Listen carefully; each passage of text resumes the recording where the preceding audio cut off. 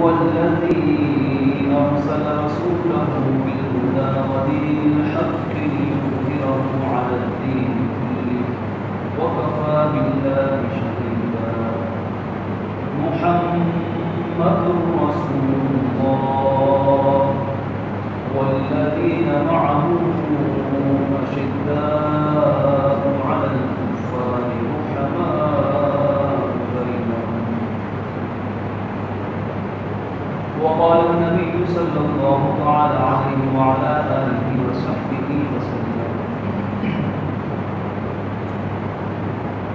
ما طلعت الشمس على رجل خير من عمر. وقال في مقام آخر: لو كان بعدي نبي لكان عمر بن الخطاب. أو كما قال عليه الصلاة والسلام: صدق الله العظيم وصدق رسوله النبي الكريم ونحن على ذلك من الشاهدين والشاكرين والحمد لله رب العالمين. يا رب صل وسلم دائما أبدا على حبيبك خير الخلق كلهم. اللهم صل على سيدنا محمد وعلى آل سيدنا محمد وأصحاب سيدنا محمد وبارك وسلم عليه.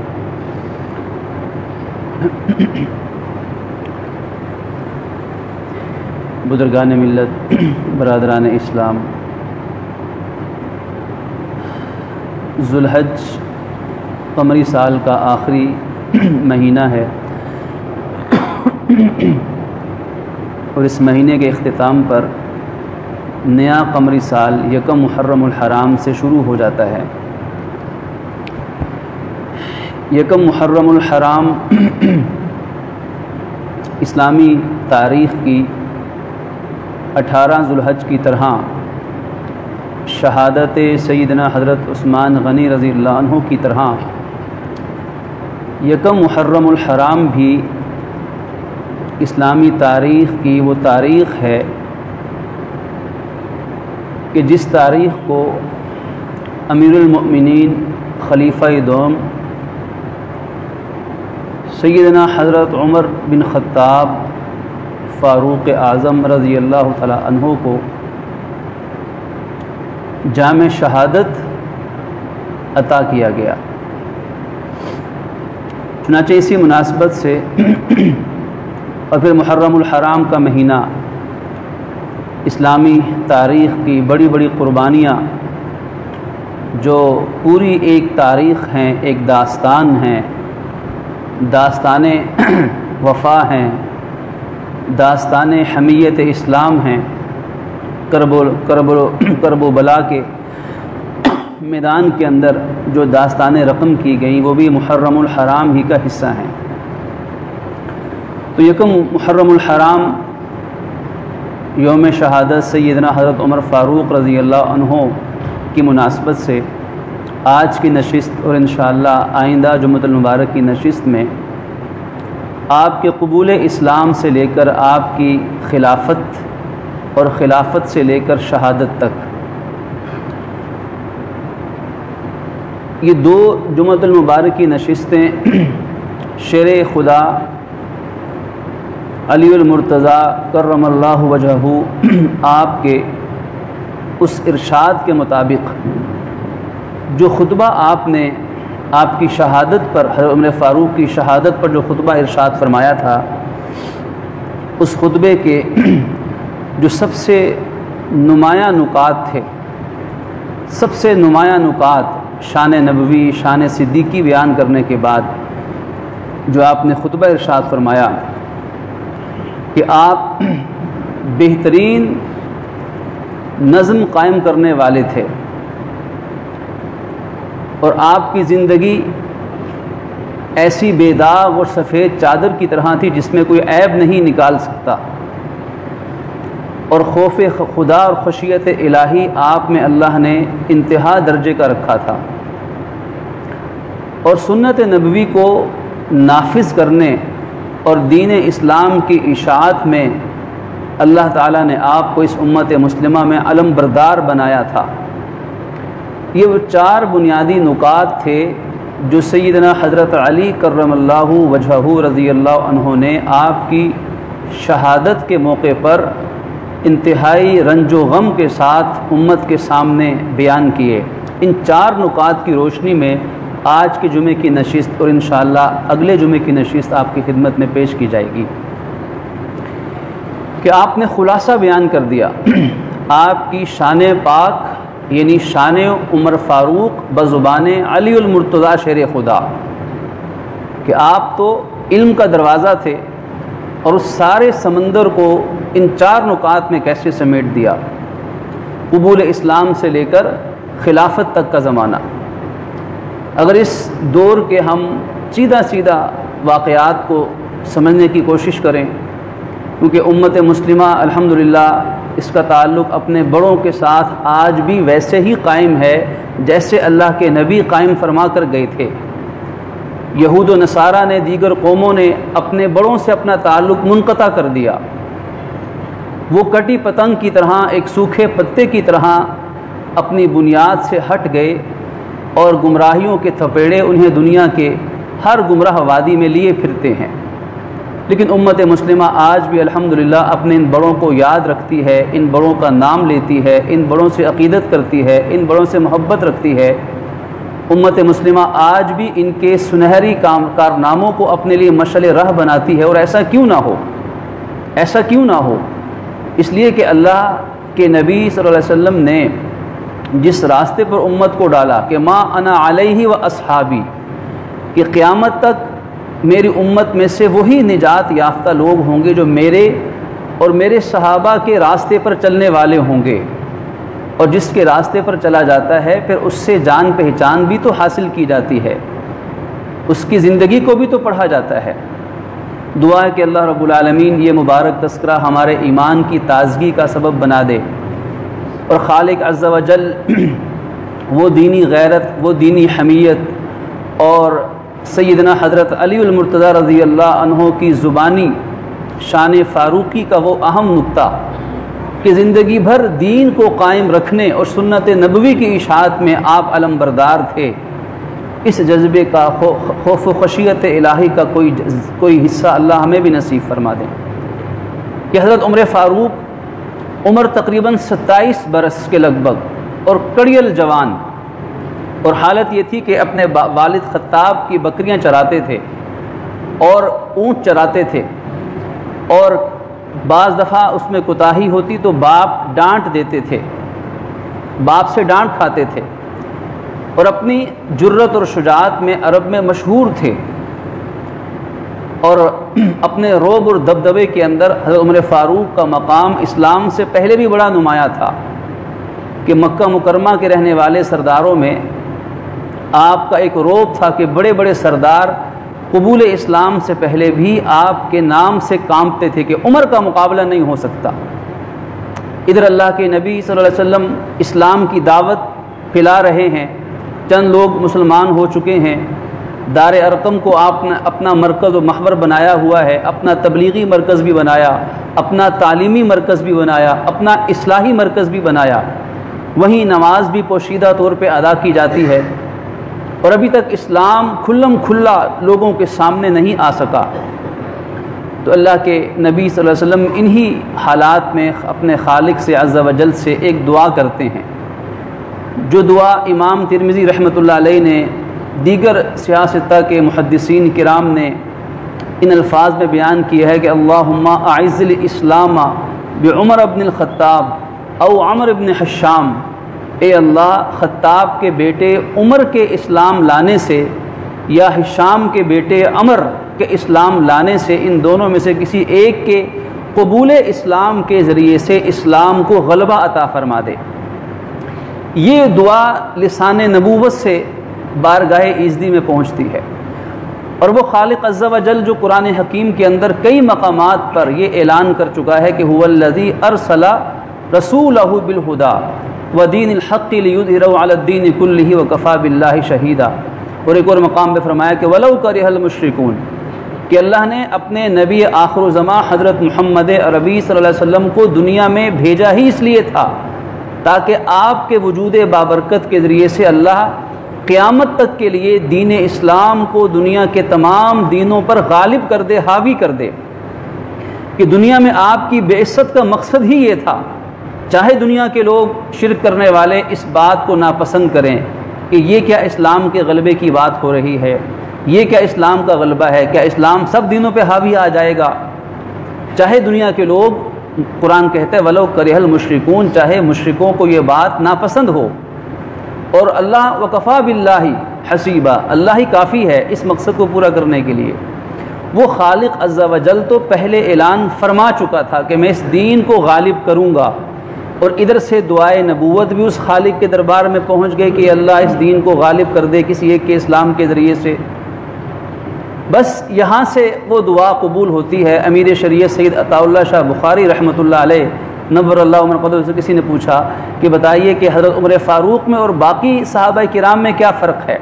آپ نے برجستہ جواب دیا حسب عادت کہ باقی مرید ہیں، حضرت عمر فاروق مراد ہیں،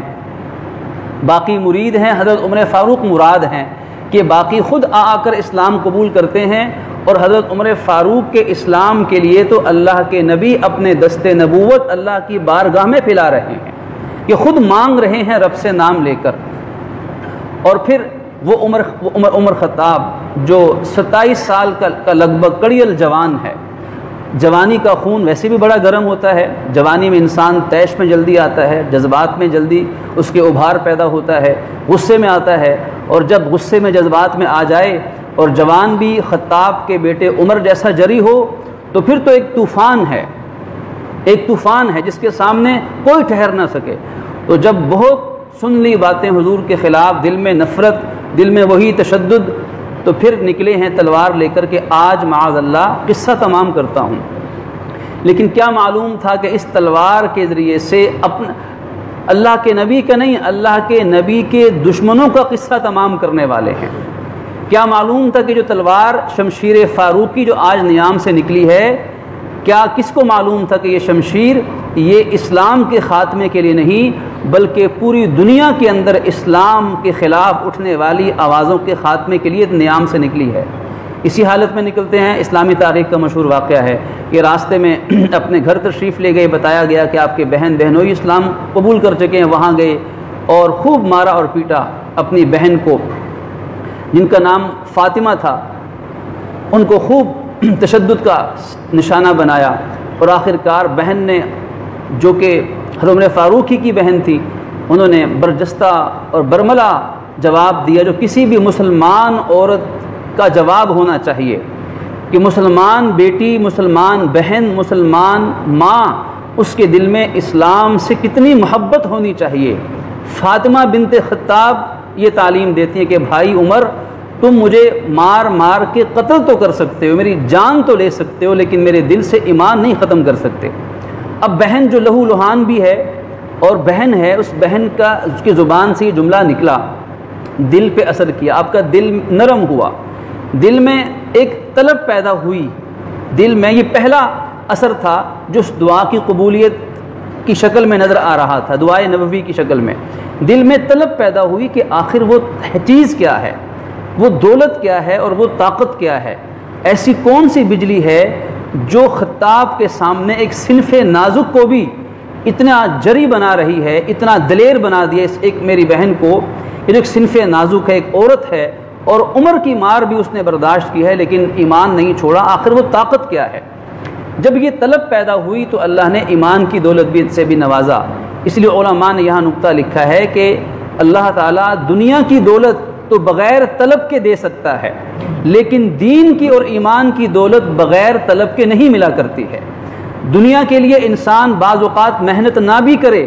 تو اپنے آباء و اجداد سے وہ اربوں پتی بن جاتا ہے، ان کی وراثت سے، لیکن ایمان اور دین کی دولت اگر طلب نہ ہوگی تو چاہے باپ نبی ہو، بیٹا غیر مسلم ہو سکتا ہے، بیٹا نبی ہو تو باپ غیر مسلم ہو سکتا ہے، اس لیے کہ اس میں ادب شرط ہے، اس میں طلب شرط ہے، اس میں طلب شرط ہے۔ یہ طلب پیدا ہوئی، کہا کہ بہن مجھے بھی سناؤ، تو بہن نے کہا نہیں بھائی، آداب ہیں یہ تو دین کے آداب، دین کے قرینوں میں سے،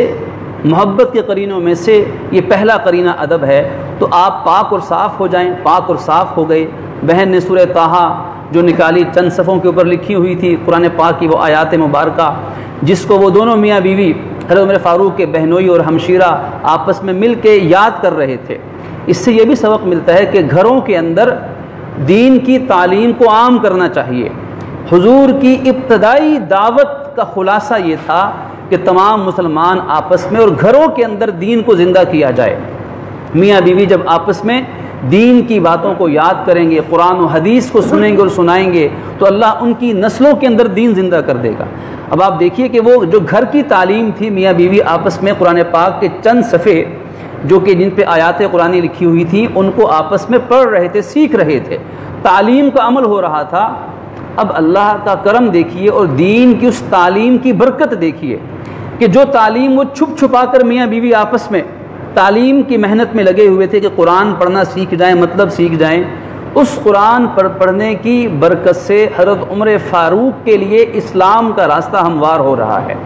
کہ آپس میں قرآن کی تعلیم گھر میں ہوئی اور وہ تعلیم ذریعہ بنی حضرت عمر فاروق کے اسلام قبول کرنے کا۔ اور پھر عمر فاروق کا اسلام، جب آپ نے اسلام قبول کیا تو پوری دنیا کے اندر آپ نے اسلام کے غالب کرنے کے لیے اپنی زندگی لگا دی۔ تو حالانکہ دیکھا جائے تو وہ چھوٹا سا بظاہر ایک عمل تھا، تو اس سے پتہ چلا کہ دین کی محنت کا کوئی عمل چھوٹا نہیں ہوا کرتا۔ چاہے وہ گھر میں میاں بیوی بیٹھ کے قرآن پڑھنا شروع کر دیں، قرآن کی تعلیم، یا گھر کے 4 فرد بیٹھ کر کوئی قرآن و حدیث کی بات بیٹھ کے پڑھ لیں، تو دیکھنے میں تو یہ چھوٹا سا عمل ہے، لیکن حقیقت میں یہ وہ عمل ہے کہ اس عمل کے ذریعے سے اللہ نسلوں میں دین کو جاری فرما سکتا ہے، اللہ نسلوں میں ایمان کو جاری فرما سکتا ہے۔ اس لیے کہ نیکی کا اثر نسلوں تک پیدا اللہ رب العالمین وہ انسانوں کو عطا فرماتے ہیں۔ اس کی ایک دلیل سورہ کہف کی وہ آیت ہے جس میں اللہ رب العالمین حضرت موسیٰ علیہ السلام، حضرت خضر علیہ السلام کو حکم دے رہے ہیں کہ اس دیوار کو تعمیر کرو، اس کے نیچے یتیموں کا خزانہ ہے، وَكَانَ أَبُوهُمَا صَالِحًا۔ اور وجہ یہ بیان کی کہ ان یتیموں کو جو فائدہ ہو رہا ہے کہ ان کے ماں باپ نیک لوگ تھے۔ اور علامہ آلوسی رحمۃ اللہ دیگر حضرات نے لکھا، امام راضی رحمۃ اللہ نے، کہ جو قرآن نے کہا وَكَانَ أَبُوهُمَا صَالِحًا کہ ان کے والدین نیک تھے، فرمایا کہ یہ 7ویں پشت کے اندر ماں باپ نیک تھے، کہ 7 نسلیں پہلے ماں باپ نیک تھے اور 7 نسلیں گزر گئی ہیں۔ اللہ رب العالمین ان 7 نسلوں پہلے ماں باپ کی نیکی کا اثر 7 نسلوں کے بعد بھی اولاد کو عطا کر رہا ہے۔ تو دین یہ کوئی معمولی چیز نہیں ہے۔ اگر جس گھر میں دین کی محنت ہوگی، چاہے 5 منٹ کی دین کی تعلیم کی محنت ہے، انشاءاللہ اس سے نسلوں میں ایمان اللہ پیدا فرما دے گا انشاءاللہ۔ یہ وہ تعلیم تھی۔ اب یہاں سے وہ قرآن پاک سورہ طٰہٰ کی آیات سماعت کی، اور جب اس آیت پر پہنچے کہ خالق کہتا ہے کہ میں اللہ ہوں، لا الہ الا لا الہ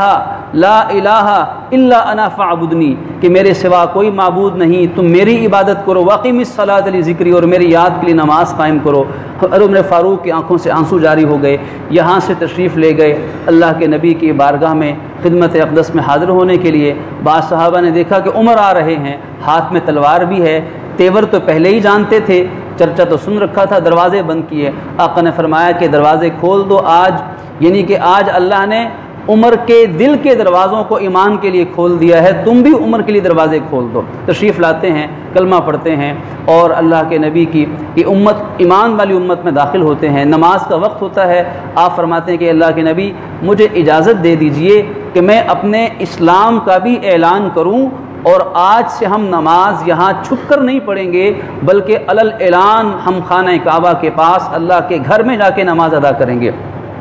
یہ وہ دعا قبول ہو رہی ہے کہ اللہ اسلام کے عمر کے اسلام لانے سے اسلام کو غلبہ عطا فرما دے۔ چنانچہ آپ گئے اور سب کے سامنے اعلان کیا۔ وہ تاریخی جملے بھی ہمیں بعض روایات میں ملتے ہیں کہ فرمایا کہ آج خطاب کا بیٹا عمر اسلام قبول کرتا ہے، ایمان قبول کرتا ہے، اللہ کے نبی سچے نبی و رسول ہیں۔ اگر کسی میں ہمت ہے تو آج عمر کا راستہ روکے، کسی میں ہمت ہے تو آج عمر کے سامنے آئے۔ اگر کوئی یہ چاہتا ہے کہ اس کی بیوی بیوہ ہو، اس کے بچے یتیم ہوں، اس کے ماں باپ اس کے سہارے کو ترسیں، تو وہ عمر کا مقابلہ کرے، اور ہم آئندہ نماز خانہ کعبہ میں ادا کریں گے، اور کوئی روک سکتا ہے تو سامنے آئے۔ یہاں سے اللہ نے اسلام کو ظاہری غلبہ بھی عطا فرمانا شروع کیا،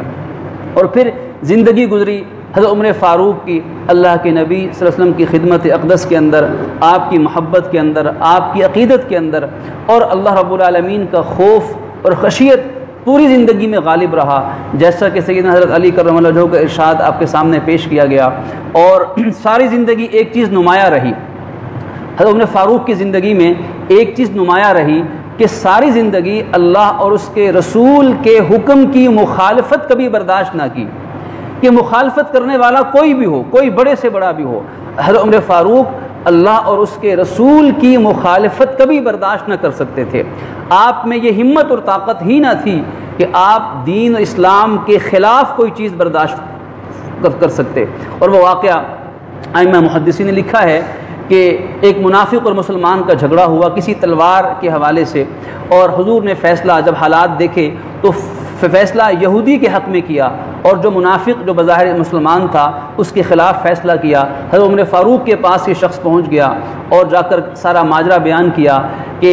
میں مسلمان ہوں، تھا دل میں منافق، اور حضور نے فیصلہ اس یہودی کے حق میں کر دیا ہے، میں فیصلہ آپ سے کروانا چاہتا ہوں۔ آپ فرماتے ہیں کہ تم یہاں ٹھہرو، آپ اندر گھر جاتے ہیں اور تلوار لے کر آتے ہیں، اس منافق کا سر قلم کر دیتے ہیں، اور فرماتے ہیں کہ جو حضور کے فیصلے کو نہیں مانتا اس کے بارے میں عمر کا بس یہی ایک فیصلہ ہے۔ اب یہ حضور تک اطلاع پہنچتی ہے، اور اللہ رب العالمین سورہ انفال کے اندر پھر اس فیصلے کے حق میں قرآن پاک کی آیات کو نازل فرما دیتے ہیں کہ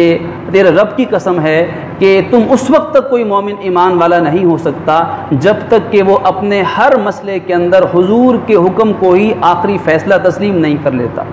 تو یہ آپ میں گویا کہ یہ مادہ اور سکت ہی نہ تھا کہ آپ اسلام کے خلاف کسی بات کو برداشت کر لیتے۔ ام المؤمنین سیدہ عائشہ صدیقہ ارشاد فرماتی ہیں کہ جس شخص نے بھی عمر کو دیکھ لیا اور وہ پہچان گیا کہ اللہ رب العالمین نے حضرت عمر فاروق کو دنیا کے اندر بھیجا ہی اس لیے تھا کہ ان کے ذریعے سے اللہ اسلام کو غالب فرما دے۔ حضرت عبداللہ ابن مسعود فرماتے ہیں کہ جس کو قرآن پاک پڑھنا ہو تو وہ قرآن پاک ایسے پڑھا کرے جیسے حضرت عمر فاروق قرآن پاک پڑھا کرتے ہیں، اور اسی طرح فرماتے ہیں کہ آپ کی ذات اسلام کا ایک ایسا مضبوط قلعہ ہے کہ جو اس قلعے میں داخل ہو گیا پھر کبھی اس قلعے کو اس نے چھوڑا نہیں، یعنی اسلام کو نہیں چھوڑا۔ اور حضرت علی کرم اللہ وجہہ کا ارشاد پہلے بھی ہم سن چکے، اور ایک اور ارشاد جو محدثین نے امام بخاری امام مسلم رحمہ اللہ نے نقل کیا ہے کہ آپ فرماتے ہیں کہ ما كنا نبعد ان السکینۃ تنطق علی لسان عمر، کہ ہمیں یہ لگتا ہے کہ حضرت عمر فاروق کی زبان پر اللہ سکون کو نازل فرما دیتا ہے،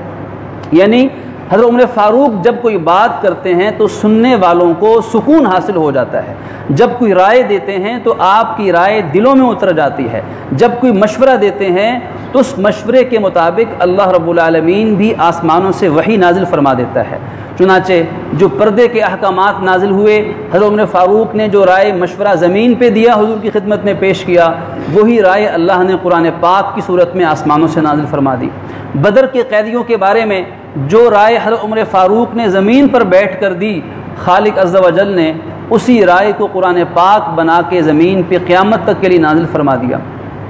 امی عائشہ پر تہمت لگی تو اللہ کے نبی صلی اللہ علیہ وسلم نے اپنے صحابہ جانثاروں سے مشورہ کیا، جو فیصلہ حضرت عمر فاروق نے دیا اور جو رائے آپ نے دی وہی رائے اللہ رب العالمین نے قرآن پاک کی کئی آیات کی شکل میں اللہ تعالیٰ نے زمین پہ نازل فرما دیا۔ اور آپ فرماتے ہیں کہ ہر امت کے اندر ایک ملہم ہوتا ہے، ہر امت میں ایک ملہم ہوتا ہے۔ ملہم وہ شخص ہوتا ہے کہ جس کے دل میں اللہ اپنی رائے ڈال دیتا ہے، وہ نبی تو نہیں ہوتا، اس لیے کہ لوکان بعدی نبی لکان عمر بن خطاب، سری نص ہے کہ اگر میرے بعد کوئی نبی ہوتا تو عمر بن خطاب نبی ہوتا۔ جب حضرت عمر فاروق بھی نبی نہیں ہیں تو پھر قیامت تک کون شخص ہے ان کے بعد جو نبوت کا دعویٰ کر سکتا ہو؟ تو آپ نبی تو نہیں ہیں، لیکن جو نبی کے اندر اللہ رب العالمین نے صفات رکھی ہوتی ہیں، جن صفات اور کمالات کی وجہ سے اللہ نبیوں کو نبوت عطا فرماتا ہے، وہ تمام صفات اللہ رب العالمین نے حضور نبی اکرم صلی اللہ علیہ وسلم کی صحبت کی برکت سے،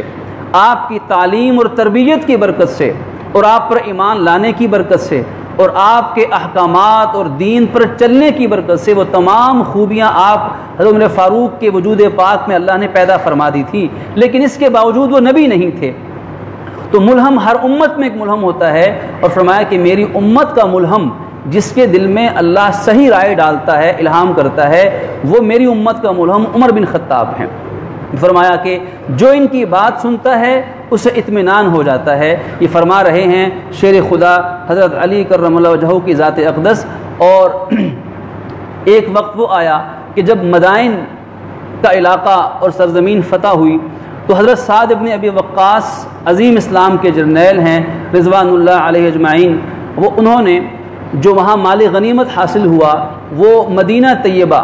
بھجوا دیا، اور اس مال غنیمت کے اندر بے پناہ خزانے، ہیرے جواہرات، سونا چاندی بے شمار تھا۔ جب مدینے والوں نے پہلی مرتبہ اتنے خزانے کے ذخائر دیکھے تو بڑے حیران ہوئے کہ اتنا خزانہ، اتنا سونا چاندی، اتنے ہیرے جواہرات۔ تو حضرت سعد بن ابی وقاص نے ساتھ ایک خط بھی لکھ کر بھیجا، اور اس میں لکھا ہوا تھا کہ ان سونے اور چاندی کے جواہرات اور خزانوں سے زیادہ حیرت ناک بات ایک اور ہے، ان سے زیادہ خوشی کی بات ایک اور ہے۔ وہ بات یہ ہے کہ جتنے مجاہدین اسلام تھے، جتنے اس فوج کے مجاہد اور لڑنے والے فوجی جوان تھے، جب یہ علاقہ فتح ہوا اور یہ ان خزانوں کے دروازے کھلے اور یہ سونے چاندی ہیرے جواہرات ان کے سامنے بکھرے ہوئے تھے، اور دیکھنے والا بھی کوئی نہ تھا، کوئی غیر موجود نہ تھا، اگر یہ چاہتے تو یہ فوجی جوان اور یہ مجاہد یہ دولت کو، سونے چاندی کو چھپا کر اپنے پاس جمع کر لیتے۔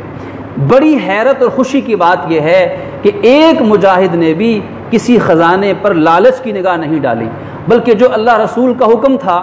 اس حکم کو پورا کیا، اور وہ سارا سامان اکٹھا کر کے وہ مدینہ طیبہ اسلامی خلافت کے حکم کے مطابق بھجوا دیا۔ کہ اتنے دیانتدار مجاہدین ہیں، اتنی دیانتدار اسلامی فوج ہے، جب اسلامی فوج کا ایک ایک فوجی جوان اور ایک ایک جاباز اور ایک ایک جری جوان اتنا دیانتدار ہو جائے، اللہ رسول کے حکم کی اتنی پاسداری کرنے والا بن جائے، تو پھر روم جیسی سپر پاور طاقت بھی جو 2 لاکھ سے زیادہ جرنیلوں کے ساتھ لڑنے کے لیے آئی تھی اور چند ہزار کے مقابلے میں شکست فاش اور اس انسانی تاریخ کی بدترین شکست لے کر جاتی ہے۔ وجہ کیا ہے کہ جب ایسے دیانتدار مجاہدین اور لڑنے والے اہل ایمان موجود ہوں۔ یہ خط لکھا حضرت سعد نے، اور جب یہ آپ کے سامنے پڑھا گیا تو اس موقع پر حضرت علی کرم اللہ وجہہ بھی وہاں موجود تھے۔ جب انہوں نے یہ تعریف سنی اور یہ پرمسرت الفاظ سنے تو حضرت علی المرتضیٰ نے حضرت عمر فاروق کو ایک جملہ فرمایا، اور جملہ فرمایا وہ یہ کہ چونکہ آپ خود دیانتدار ہیں اس لیے آپ کی پوری فوج بھی دیانتدار ہے۔ یہ حضرت علی کرم اللہ وجہہ کے یہ وہ سنہری الفاظ ہیں جو آج پوری امت مسلمہ کے لیے، ہر اسلامی ملک کے لیے اور ہر قوم کے لیے مشعل راہ ہیں۔ یہ الفاظ، یہ سنہری حروف اور الفاظ حضرت علی کرم اللہ وجہہ کے شعر خدا کے ہیں، اور حضرت عمر فاروق کی شان میں ہیں کہ چونکہ آپ خود دیانتدار ہیں اس لیے آپ کی فوج بھی دیانتدار ہے۔ تو پتہ چلا کہ جب ملک کا حکمران ایسا دیانتدار ہوگا اور وہ فاروقی سنت زندہ کرنے والا ہوگا تو پھر اس کے اثرات پورے ملک پر پڑیں گے، پھر تمام ماتحتوں پر پڑیں گے، پھر تمام ملازموں پر پڑیں گے، اور اس کے اثر کے اور اس کی دیانت اور عدل کے اثرات سے اللہ پھر ایسی برکتوں سے بھی امت کو نوازے گا۔ آپ کی ساری زندگی حضور کی محبت اور اطاعت میں گزرتی ہے۔ غزوہ بدر کو دیکھ لیجئے کہ جان ہتھیلی پہ رکھ کے اللہ کے نبی کے ساتھ کھڑے ہیں۔ غزوہ احد میں دیکھ لیجئے کہ جب مسلمانوں کو بظاہر ابتدا میں شکست کا اور مشکل حالات کا سامنا کرنا پڑا، اور آپ نے ایک جگہ آپ جلوہ افروز ہوئے، تو ابو سفیان نے اونچی آواز سے پوچھا کہ کیا حضور زندہ ہیں؟ کیا محمد حیات ہیں؟ کیا ابو بکر زندہ ہیں؟ تو آپ کے حکم پر تمام حضرات خاموش رہے، اور پھر اس نے کہا کہ ہاں ہمیں پتہ چل گیا کہ معاذ اللہ حضور بھی شہید ہو گئے، ابو بکر صدیق بھی شہید ہو گئے۔ جب یہ بات سنی تو حضرت عمر فاروق سے نہ رہا گیا، اور آپ نے اونچی آواز سے کہا کہ اللہ کے فضل سے آپ بھی سلامت ہیں، حضرت ابو بکر صدیق بھی سلامت ہیں، اور اسلام آج بھی غالب ہے۔ جب یہ الفاظ سنے تو ابو سفیان نے اپنے بت کا نام لے کر کہا کہ بت کا نام بلند ہو۔ حضور نے حضرت عمر فاروق سے فرمایا کہ عمر تم جواب دو کہ اللہ اعلیٰ و اجل، کہ یہ بت نہیں بلکہ اللہ کی ذات سب سے اعلیٰ ہے، سب سے برتر ہے۔ اب یہاں انتخاب نبوت عمر فاروق ہیں کہ آپ جانتے تھے کہ عمر فاروق وہ ایسی ہستی ہے کہ جو اس پریشانی کے حالت میں بھی کفر سے مغلوب نہیں ہو سکتے۔ ساری دنیا کی آواز کفر سے دب سکتی ہے، لیکن عمر کی آواز میں آج بھی وہ گرج ہوگی، آج بھی وہ رعب ہوگا کہ آج عمر کی وہ للکار اٹھے گی اور دشمن کی طاقتیں ریزہ ریزہ ہوں گی، وہاں سے وہ ناکام ہو کر لوٹتے ہیں۔ اور پھر غزوہ تبوک کا موقع دیکھ لیجئے کہ اپنی آدھی جائیداد، آدھا سرمایہ، آدھا مال و دولت سارا اللہ کے نبی کی بارگاہ میں پیش کر دیا ہے، اور ساری زندگی حضور کے ایسے دیوانے رہے ہیں، ایسی محبت میں تڑپتے رہے ہیں کہ ایک مرتبہ حجر اسود، جو کہ ہم جانتے ہیں جنت کا پتھر خانہ کعبہ کی دہلیز پہ نصب ہے، حجر اسود کو بوسہ دینا پوری امت مسلمہ وہ حجر اسود کو بوسہ دینا نیکی سمجھتی ہے، یہ ثواب کا بڑا عمل ہے، اور وہاں ازدحام دیکھیں تو کس طرح حجاج اور دیگر لوگ امت مسلمہ جھپٹ جھپٹ کر اور دھکے کھا کھا کر حجر اسود کو بوسہ دینے کی کوشش کرتی ہے۔ یہ محبت اپنی جگہ پر ہے، لیکن حضرت عمر فاروق کا معیار دیکھیے، آپ کا جذبہ محبت نبوی دیکھیے، کہ حضور کی اتباع کا جذبہ دیکھیے کہ آپ حجر اسود کو چومتے چومتے رک جاتے ہیں اور فرماتے ہیں کہ اے حجر اسود، تو انکا حجر، تو ایک پتھر ہے، تیری حیثیت ایک پتھر سے زیادہ نہیں ہے، ہاں جنت کا پتھر ہے لیکن ہے تو پتھر، اس لیے کہ تو پتھر ہے اور تیرے ہاتھ میں نہ نفع ہے نہ نقصان ہے، تو پتھر ہے، تجھے چومنے سے نہ مجھے کوئی نفع ملے گا، تو نہ مجھے نفع دے سکتا ہے، اور اگر تجھے نہ چوموں تو مجھے کوئی نقصان بھی نہیں دے سکتا۔ تو اب یہاں ایک چھوٹا سا نکتہ ہے کہ جب جنت کا پتھر بھی انسان کے نفع نقصان کا ذاتی طور پر مالک نہیں ہے، تو پھر جو دنیا کے اور قیمتی ہیرے جوہرات اور موتی ہیں، اور جو لوگ قیمتی پتھر پہن کے رکھتے ہیں کہ اس پتھر کا یہ اثر ہوگا، اس پتھر کا یہ نفع ہوگا، تو جب جنت کا پتھر بھی نفع نقصان کا مالک نہیں، تو دنیا کے روڑے اور کنکر نفع نقصان کے مالک کہاں سے بن سکتے ہیں؟ فرمایا کہ تو پتھر ہے، نہ نفع کا مالک ہے نہ نقصان کا مالک ہے، عمر تجھے عمر بھر نہ چومتا اگر عمر نے اپنے آقا کے ہونٹ تجھ پہ لگتے ہوئے نہ دیکھے ہوتے، تجھے کبھی نہ چومتا، کہ یہ جذبہ تھا کہ جہاں میرے آقا کے لب لگے ہیں، عمر تو اس لیے اپنے ہونٹ لگاتا ہے کہ اپنے آقا کی سنت کو زندہ کرنے والا بن جائے۔ گھر تشریف لاتے ہیں، اللہ کے نبی صلی اللہ علیہ وسلم، فدا ہو روحی و جسدی امی و ابی، ساری کائنات آپ کے قدموں کی خاک پہ قربان جائے کہ آپ امام الانبیاء ہونے کے باوجود اختیاری فقر تھا، گھر میں تشریف فرما تھے، گرمی کا موسم تھا، اور سادی چارپائی پر لیٹے ہوئے ہیں، اور کمر مبارک پہ، کمر نبوت پر، پشت نبوت پر پسینے کے قطرات نمایاں تھے، اور گھر کی حالت دیکھی تو فقر کے سوا کچھ نہیں ہے، فقر ہی فقر تھا۔ اس فقر کو دیکھا، اس پریشانی کو دیکھا، اس تنگ دستی کو دیکھا، اس بیچارگی کے عالم کو دیکھا، حالانکہ آپ کا فقر اختیاری تھا، تو عمر فاروق کی نگاہوں جب اس طرح اس حالت پر پڑی تو آنکھوں سے زار و قطار آنسو برسنا شروع ہو گئے، ہچکی بند گئی، حضور کی آنکھ کھلتی ہے، دیکھتے ہیں کہ عمر جیسا انسان جس کا دل پہاڑوں کی طرح مضبوط ہے لیکن اپنے نبی کی محبت میں اس طرح تڑپ رہے ہیں۔ تو پوچھا کہ عمر کیا ہوا؟ عرض کیا کہ یا رسول اللہ، آپ امام الانبیاء ہیں، ساری کائنات آپ پہ قربان ہو، دنیا کے بادشاہ جو اللہ کے سامنے اکڑنے والے ہیں، خدائی کے دعوے دار ہیں، وہ تو دنیا کی اتنی لذتوں میں زندگی گزارتے ہیں، ایسی آسائش میں رہتے ہیں، اور آپ امام الانبیاء ہونے کے باوجود ایسی قسمہ پرسی ہے، ایسی حالت ہے۔ تو فرمایا کہ اس کا مفہوم یہ ہے کہ ان لوگوں کے لیے جو اللہ کی نافرمانی کے ساتھ دنیا کے مزے لیتے ہیں، ان کے لیے جو کچھ ہے اس دنیا کے اندر ہے، اور ہمارے لیے جو کچھ ہے وہ آخرت میں ہمیں ملنے والا ہے۔